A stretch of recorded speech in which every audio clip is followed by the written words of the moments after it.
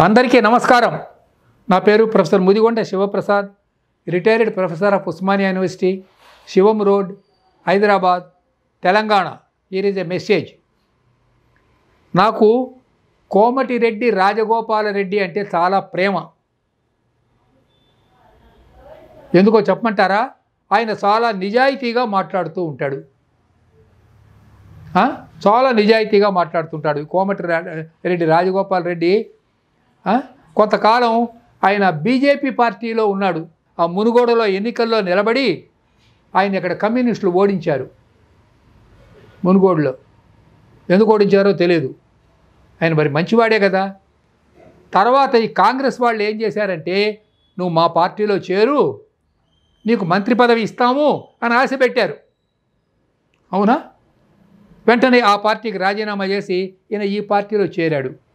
ఇది మరి రాజకీయంగా మరి అనైతికం కదా అంటే, రాజకీయాలలో ఇలాంటివి సహజమే. మరి ఎందుకో చెప్పమంటారా?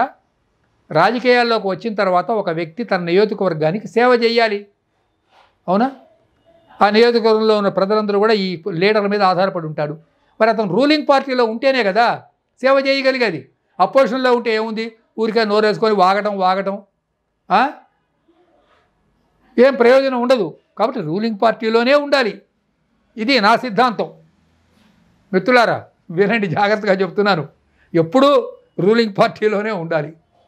ఆ రూలింగ్ పార్టీ ఓడిపోయింది అనుకోండి, ఆ నెక్స్ట్ ఇంకో రూలింగ్ పార్టీ వస్తుంది, వాళ్ళు అందులోకి వెళ్ళిపోతుండాలి. తెలిసిందా? అందుకని రాజగోపాలరెడ్డి గారు సత్పురుషుడు కాంగ్రెస్ పార్టీలో చేరాడు. చేరినప్పుడు ఆయనకు ఒక కండిషన్ పెట్టారు. ఏమిటంటే ఆ కండిషను, నువ్వు ఎన్నికల్లో గెలవగానే నేను మినిస్టర్ చేస్తామని కండిషన్ పెట్టారు. సరే, పాపం ఈ పిచ్చోడు ఏం చేశాడు? మంత్రి పదవి ఇస్తారని ఆశ పెట్టుకొని కాంగ్రెస్ పార్టీలో చేరి ఎన్నికల్లో నెగ్గి ఇక ఎదురు చూస్తున్నాడు, ఎప్పుడు తన చేత మంత్రిగా ప్రమాణ స్వీకారం చేయిస్తారా అని. నెల అయిపోయింది, 2 నెలలు అయిపోయింది, ఏడాది అయిపోయింది, పట్టించుకున్న వాళ్ళు లేరు. వెళ్ళడం, మంత్రి పదవిని అడగటం, ఇప్పుడు కాదులే ఉండమంటాం. ఈ రికార్డు చేస్తున్న సమయానికి ఒక రోజు ముందు తెలంగాణలో మంత్రివర్గ విస్తరణ జరిగింది. అందులో ఈయన పేరు లేదు. ఈయన పేరే కాదు, ఇంకా ఎవరు 2-3 పేర్లు ఉన్నాయి.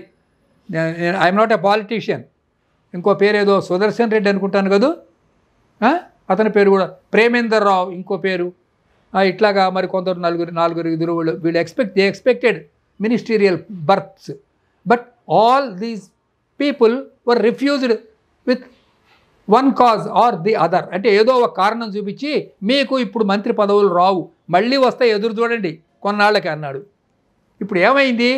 రెండిటికి చెడిన రేవడా అని తెలుగులో ఒక సామెత ఉంది. అవునా? అట్లా అయిపోయింది.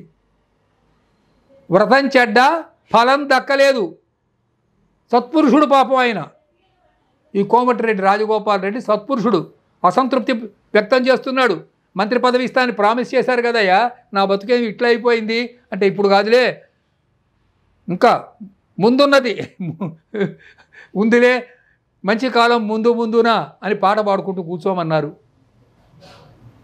ఇది మోసం చేయటం కాదా అని నేను అడుగుతున్నాను.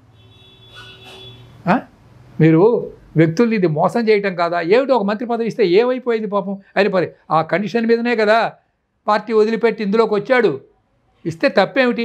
లేదండి, ఇప్పటికే రెడ్లు ఎక్కువైపోయారు, ఇప్పటికే రెడ్డి కోటా ఎక్కువైపోయింది కాబట్టి ఆయనకి ఇవ్వద్దు.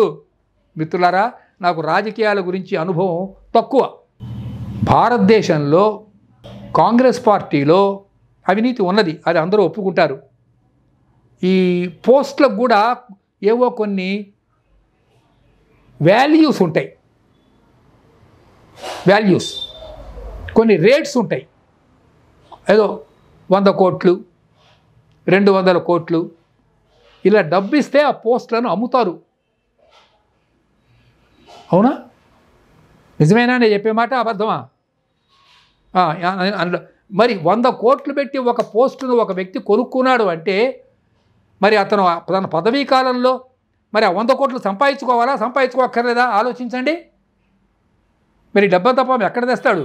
ఏ బ్యాంకు నుంచో లేకపోతే బ్లాక్ మనీయో తెచ్చి ఖర్చు పెట్టి ఎలక్షన్లో నిలబడ్డప్పుడు మరి ఆ డబ్బంతా తెచ్చుకోవాలి కదా. అలాంటి మరి ప్రజాసేవ ఏ రకంగా చేయగలుగుతాడండి? ఈ దుర్మార్గం ఒక ఇండియన్ డెమోక్రసీలో నడుస్తున్నది. చైనాలో నడవదు ఇక్కడ, ఎందుకంటే అక్కడ డిక్టేటర్షిప్. ఎవడన్నా నోరెత్తాడనుకోండి కాల్చి పారేయటమే, ఇంకా దేర్ ఇస్ నో ఆప్షన్. ఈ చిన్న సంఘటన నేను మీకు ఎందుకు చెప్పానంటే ఇది ఇవాళ జరుగుతున్న పాలిటిక్స్. రేపేం జరుగుతుందో నాకు తెలియదు. కల్ కిస్నే దేఖా అంటే రేపేం జరుగుతుంది? రాజగోపాల్ రెడ్డి తిరగబడవచ్చు పార్టీ మీద, లేదా ఇంకో పార్టీలో చేరవచ్చు, లేదా అదే పార్టీలో కంటిన్యూ కూడా కావచ్చు. కానీ పాపం ఆయనకు మాత్రం అన్యాయం జరిగింది. ఒక మంచివాడు, నిజాయితీ కలవాడు, రాహుల్ గాంధీ మాట నమ్ముకొని బీజేపీలోంచి బయటకు వచ్చి కాంగ్రెస్ పార్టీలో చేరి కష్టపడి గెలిచి రెండింటికి చెడ్డ రేవడగా మారినవాడు. ఇలాంటి వాళ్ళు చాలామంది దేశంలో ఉన్నారు. ఇలా నమ్మించి తడిగుడ్డలతో గొంతు కొయ్యబడ్డ వాళ్ళు, మోసం చేయబడ్డవాళ్ళు దేశంలో చాలామంది ఉన్నారు. ఇదేమిటి అంటే ఇది రాజకీయాల్లో ఒక స్వభావ సిద్ధమైన లక్షణమే అని చెప్తూ ఉన్నారు. కొంచెం ఆలోచించండి ప్రేక్షకులు. నమస్కారం. My Media, the voice of India.